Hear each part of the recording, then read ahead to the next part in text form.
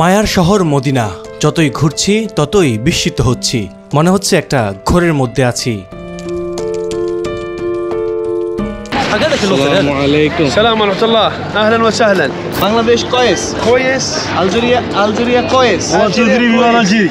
اسمع قول تحية يا هي تحية تحية مختار بن شدو. تحية مختار فيزيتو. يسقط أمير محمد.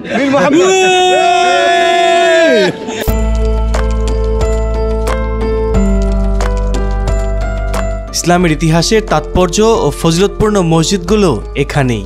এছাড়া আছে আরও অনেক মসজিদ, যেগুলোর প্রতিটার ইতিহাস জেনে আমি অবাক বনে যাচ্ছি।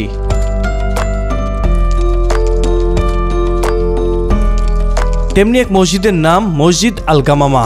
রাসূল সাল্লাল্লাহু আলাইহি সাল্লামের স্মৃতি বিজড়িত স্থানে নির্মিত হয়েছে এই মসজিদটি। মসজিদ নববী থেকে খুবই কাছে দক্ষিণ পশ্চিম কোণে অবস্থিত। মসজিদে নববীর ৬ নম্বর গেট দিয়ে বের হলেই এটি সামনে পড়ে। আজকের ভিডিওতে এই মসজিদটি সম্পর্কে আপনাদের তথ্য দেব। তাহলে চলুন ভিডিওটি শুরু করা যাক।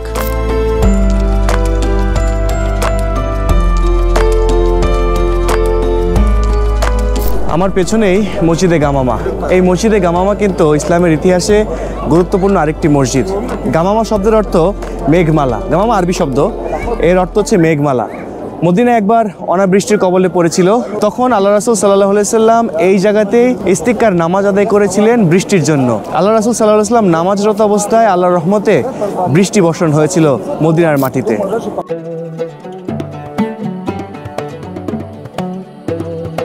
এই অলৌকিক ঘটনার স্মরণে এই মসজিদটিকে মসজিদে গামামাহ নামে অভিহিত করা হয়। এটিকে মসজিদে মুসাল্লাহ নামেও ডাকা হয়, কারণ এখানে ঈদ ও বৃষ্টির জন্য নামাজ আদায় করা হতো। ঐতিহাসিকভাবে এই স্থানে মহানবী সাল্লাল্লাহু আলাইহি সাল্লাম তার জীবনের শেষ 2 ঈদের নামাজ আদায় করেছিলেন। মদিনার প্রথম ঈদের জামাত অনুষ্ঠিত হওয়ার স্থান হিসেবেও এটি বেশ পরিচিত।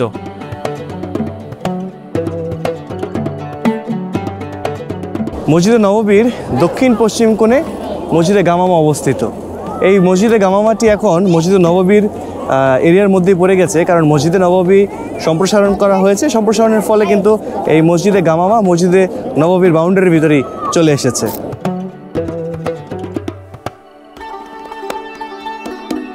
বিভিন্ন সূত্রে জানা গেছে এই মসজিদ প্রাঙ্গণে রাসূলুল্লাহ সাল্লাল্লাহু আলাইহি সাল্লাম হাবশার বাদশা নাজাশির গায়েবানা জানাজার নামাজ পড়েছিলেন।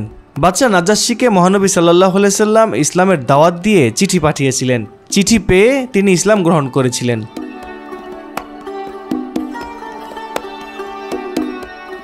উমাইয়া খলিফা ওমর ইবনুল আব্দুল আজিজ রহমতুল্লাহ আলাইহির শাসনামলে 99 থেকে 101 হিজরিতে এই মসজিদ প্রথম নির্মাণ করা হয়। এরপর বিভিন্ন সময় বহুবার এর সংস্কার ও আধুনিকায়ন করা হয়। বর্তমানে যে কাঠামোটি দেখা যাচ্ছে তা মূলত উসমানী খিলাফতের সুলতান আব্দুল মজিদ খানের যুগে নির্মিত হয়েছে। মসজিদটি মদিনার আওকাফ মন্ত্রণালয়ের তত্ত্বাবধানে পরিচালিত হয়।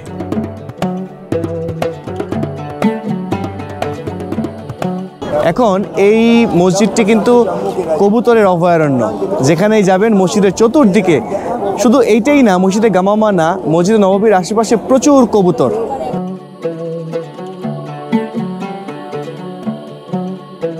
মসজিদে গামামা তার সৌন্দর্যপূর্ণ সরল নির্মাণ শৈলীর জন্য পরিচিত।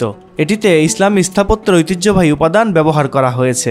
মসজিদে একটি বড় কেন্দ্রীয় গম্বুজ রয়েছে এবং চারপাশে ছোট ছোট গম্বুজ। এই মসজিদের মোট আয়তন প্রায় 763.7 বর্গমিটার, যার দৈর্ঘ্য পূর্ব পশ্চিমে 32.5 মিটার এবং প্রস্থে 23.5 মিটার।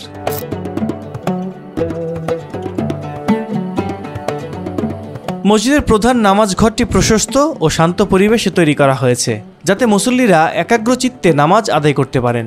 বাইরের অংশের কালো বেসাল্ট পাথর আচ্ছাদিত এবং গম্বুজ ও ভেতরে সাদা রং করা হয়েছে। প্রবেশপথের খিলানের উপর প্যানেলে ফুল ও ডায়মন্ডের অলংকার দেখা যায়।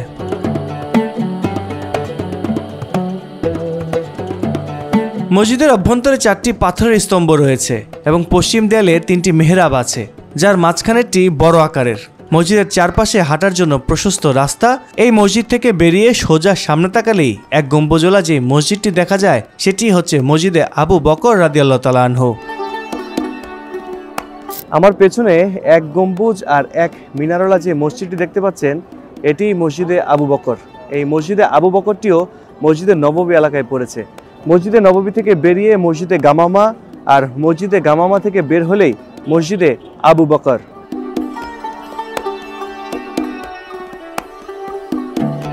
মদিনার এই মসজিদগুলো রাসূল সাল্লাল্লাহু আলাইহি ওয়াসাল্লামের স্মৃতি বিজড়িত স্থান। প্রতিটি মসজিদেই কোনো না কোনোভাবে রাসূল সাল্লাল্লাহু আলাইহি ওয়াসাল্লামের সাথে জড়িত। রাসূল সাল্লাল্লাহু আলাইহি ওয়াসাল্লামের স্মৃতি নিয়ে আজও মদিনার বুকে দাঁড়িয়ে আছে এই মসজিদগুলো।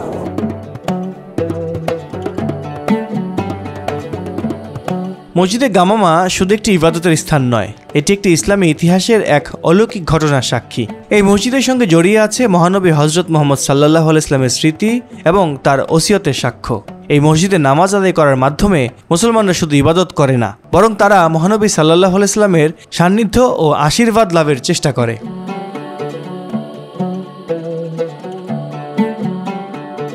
এই ছিল মসজিদে গামামা সম্পর্কে আমার আজকের ভিডিওতে। কেমন লেগেছে ভিডিওটি জানান কমেন্টস বক্সে।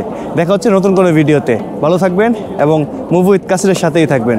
আল্লাহ হাফেজ, আসসালামু আলাইকুম।